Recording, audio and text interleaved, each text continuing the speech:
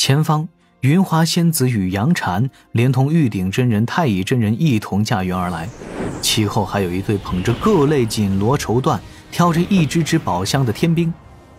此前杨禅虽然被灵珠子打晕，却还是被玉鼎、太乙带去了云华仙子处。玉鼎真人此举也算是代表阐教表态，让云华仙子能够稳稳地脱离被囚禁之苦。顺便实地看了看云华仙子居住的环境，确实是颇为舒坦。杨戬向前走了2步，旋即停下步子。云华仙子双眼泛着泪光，小声喊了一句：姐儿。贾云匆匆向前，张开手臂想要将自己儿子拥住，但是杨戬下意识地后退了半步，撩起已经破败不堪的道袍下摆，对着云华仙子跪下，深深一拜。云华有些手足无措，侧旁杨禅也懂事地跑到杨戬身后，对云华仙子跪伏行礼：你们这是作甚？我儿快起来，是娘亲没用拖累了你们。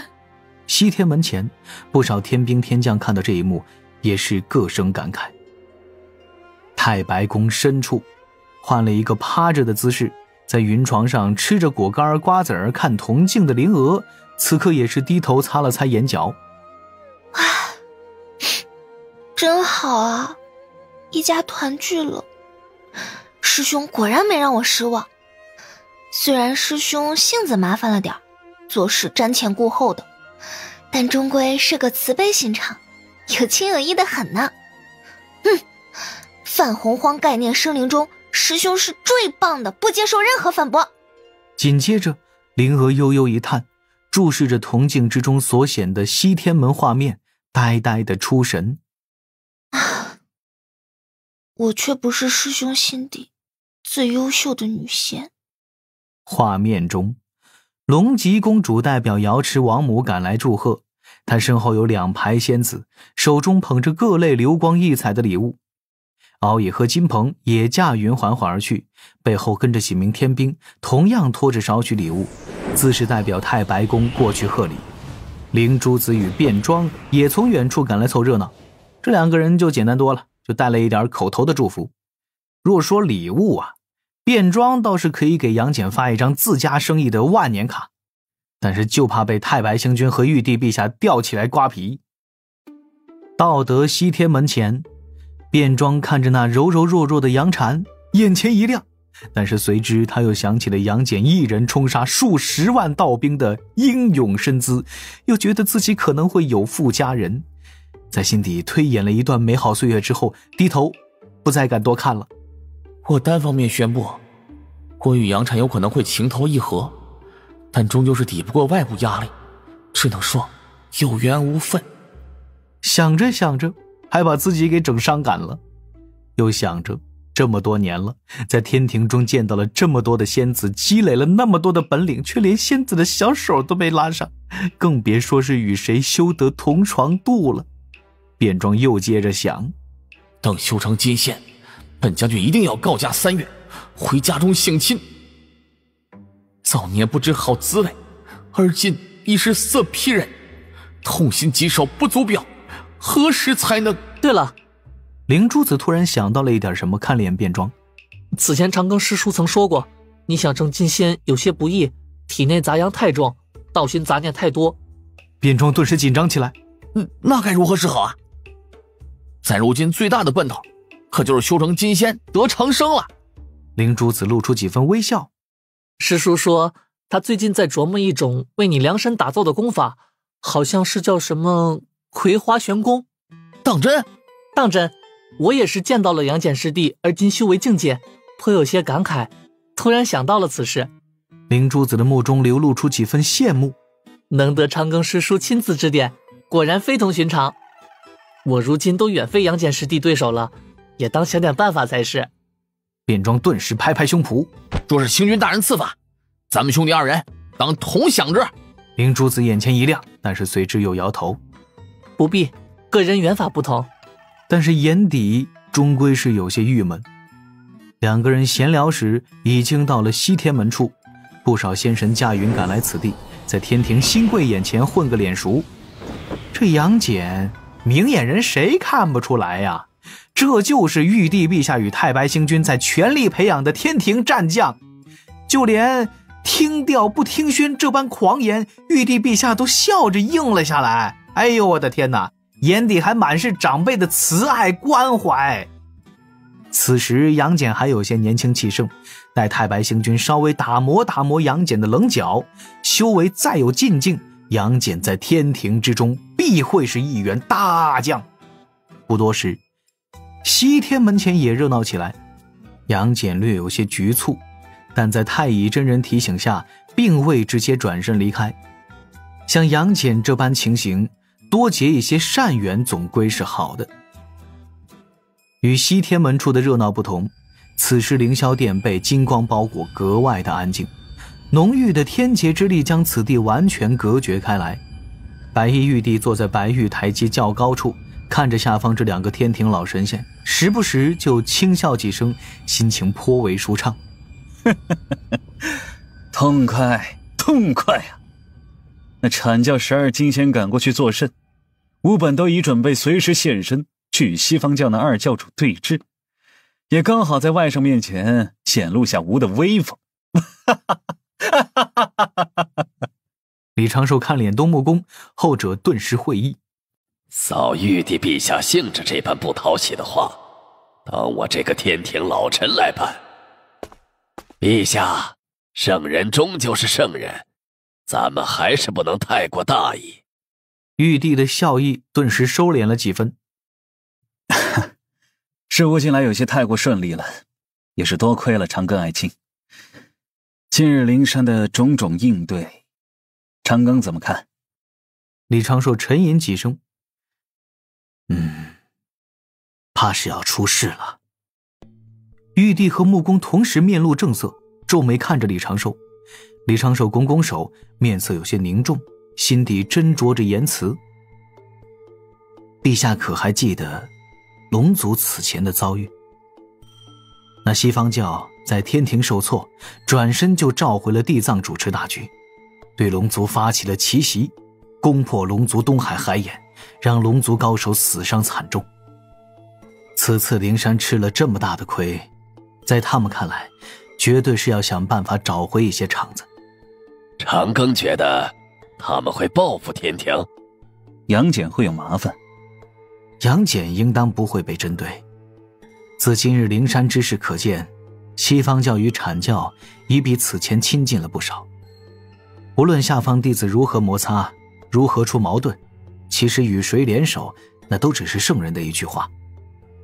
那不在乎面皮的西方教二教主，今日暗中出手将杨戬击飞，杨戬竟然连轻伤都没有，只是吐了一口郁结之血，足可见西方教对阐教之善意。小神觉得杨戬接下来就算是搬去灵山前常住，他一家也是安然无恙的。反倒是西方教会派人赔礼致歉，并推出1、2替死鬼，说是其自作主张，再言说西方教与天庭的旧怨，点出他们是针对天庭，并非是针对杨戬，从而做戏给阐教看。李长寿话语一顿，又微微摇头，表情有些一言难尽。这般事西方教自是能做出的。大教之争，咱们天庭如今看似得势，却依然无法影响圣人大教，终究还是天地间的配角。陛下莫要这般想，天庭如今虽得势，但只是有了框架，尚未有足够的实力去这般言说。当下还是应慎言慎行，与大教保持距离，有释放善意。李长寿沉吟几声，继续道：小神觉得这西方教或许会在几个方面入手，对咱们天庭出手。就知长庚早有应对，快快讲来。其一是利用龙族腐朽来抹黑天庭，其二是在3000世界中反攻仙盟，其三就是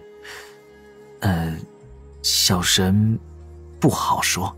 怎么还不好说了？探讲无妨，你我之间还用这般顾忌吗？李长寿看向东木公，尴尬的一笑。东木公先是一愣，随后便面露恍然，旋即又有些慌了手脚，喉结都在轻颤。木工抱着自己还能够抢救一下的心态，小声问：长庚，你是说西方教要报复咱们天庭，很可能对我出手？不错。李长寿缓缓点头，玉帝也陷入沉思。木工满头的黑线，一个硕大的V字挂在了木工脑门。这可如何是好？木工颤声问了一句，随之双腿一软，跪在玉帝驾前高呼：老臣薄命，能为陛下效劳这般岁月，已是心满意足，愿自领一死，免遭旁人算计，落了天庭颜面。胡闹！玉帝皱眉轻喝，又温声道：木工且起身，吾若是连你都护不住，这天帝不做也罢。这只是长庚的推测，并非就是西方教也要对你下手。而且你只要在天庭之中闭门不出，谁又能算计到你头上？随之玉帝对李长寿皱眉瞪眼，示意李长寿赶紧安抚一下这位天庭老功臣。李长寿连忙将木工搀扶起来。木工莫急，你是长生金仙，又有天庭神权相护，当前只是存在针对木工的可能大概也就是1-2成。稍后请陛下半封5大天门，查明仙神兵将出入，有陛下坐镇凌霄宝殿，谁人能欺辱木工？东木工这才是稳住了心境，但是一想到自己很有可能会被圣人化身一巴掌拍成肉饼，依然是愁眉不展，心神慌乱。李长寿与玉帝各自劝了几句，李长寿就将如何提防西方教出手的计策简单说来。针对木工，天庭严防死守，木工不去外出，这就是最好的法子。而针对龙族的问题，天庭也只需要提前发一封告诫檄文，让龙族自省自查，珍惜眼前来之不易的局面，摆明天庭的态度就可。至于3000世界中的乱战，天庭其实鞭长莫及，只能够提前提醒，顺便多给一点丹药灵石这般斗法消耗品。且越是混乱的环境，越适合临天殿崛起，这也算是凡事有利有弊。李长寿又进言了几件天庭发展之要务，玉帝接连应了下来。看东木工患得患失，这一次便将主要事务都交给了木工处置。李长寿对此暗中点了个赞，并对木工投去了鼓励的眼神。这一次天庭3巨头暗戳戳议事的主要目的，其实是讨论如何利用杨戬砸灵山之事宣传造势，借灵山继续提升天庭威望，招揽更多高手进入天道序列。说到此事，李长寿就不得不举荐一人，自是那昆仑山中渡厄真人。天庭这些年放出去的很多消息，都是渡厄真人掌握的第一手讯息。这些消息传播的速度那叫一个迅猛无匹啊！几次都让李长寿在各处安排的小渡厄们措手不及。顺带一提季无忧的转世身早已经安排去了昆仑山中，李长寿自是去送了掌门一程，但当时事务繁忙，没能亲自给掌门安排下辈子，还是多亏了2位阎君亲自出手，设计了一个不错的投胎蓝图。当目送掌门走入轮回盘后，李长寿问了一嘴掌门下辈子姓甚名谁。当他听到了那正轮2字，又掐指推算自身的记忆，一时间竟是无力吐槽，无法客说。这不就是哼哈二将的哼将吗？换而言之，掌门从一个普通金仙，洪荒金仙战力基本单位，一跃就成为了封神榜上注定有名的天庭未来门神之一，哼将。下辈子注定要入劫，此事到底是好还是坏我也一时间无法评说呀。前辈自有前辈福，我这个后辈也无法多管。其实李长寿绝非是在吓东木工，他此前就推算过各类情形。当杨戬大闹灵山事件发生时，9成可能天庭会遭西方教全面反扑。大部分天庭仙神此刻都下意识觉得已经被天庭怼习惯的西方教不足为惧，但是李长寿自始至终就没放纵过半点心弦。李长寿毕竟是能在搞死蒯斯道人之后依然注视了新林峰100年的男人，西方教的实力绝对不容小觑。先有他这个太清弟子砸了西方教山门，而后又有阐教3代弟子砸了西方教大门，这般自会让西方教的威望一落千丈。威望如何得来的？只能是打出来的。各个洪荒仙道势力都会用仁义2字做面旗帜，但是各自的地位却非嘴上高呼仁义道德就能得来，依仗的依然是神通法宝。天庭让西方教连续吃瘪，西方教无论是出于自身内部稳固，还是出于在外的名声地位，以及接下来顺利与阐教联合，都必须要秀一秀肌肉。不敢出手的圣人将会是洪荒最大的笑料，西方教也会逐步的分崩离析，离心背德。虽然没有人敢正面笑，而天庭中西方教动谁受益最大且代价最小？答案显而易见呐。再加上东木公命里面就有纯阳劫，李长寿着实担心东木公会在这一次西方教的反扑中遭了灾，这才当着玉帝的面着重提醒。于是自凌霄殿内议事之后，东木公就开始越发的惴惴不安，每日都有些疑神疑鬼。木公府邸的大阵加了几层，还暂时搬到了李长寿的太白宫附近。木公府内的众天兵天将也换上了木公信得过自身培养出的精锐，而木公府内的几位夫人被木公告知近来不可与他大被同眠，这让他们同样也惴惴不安了起来。但好在木公时刻不忘天庭事务，除却自己的府邸，就是在通明殿中活动，开始了2点一线的天庭劳模生涯。